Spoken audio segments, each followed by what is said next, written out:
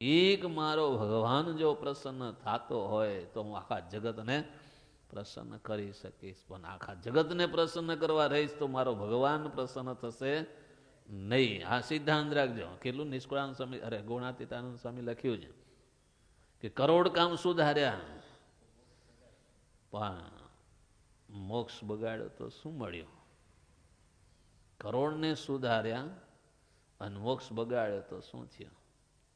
અને જેને મોક્ષ સુધાર્યો અને કરોડ બગાડ્યા તો એનું બગડ્યું શું? શું નહીં બગડ્યું. કહેવાનું કે તમે કરોડ કામ બગાડીને પણ ભગવાન કરોડને રાજી કરવાનું મૂકી દો, એકને રાજી કરવાનો પ્રયત્ન કરો. જરા આ જીવ કેવો છે? કરોડને રાજી કરવા માટે મથામણ કરે, પણ ભગવાનને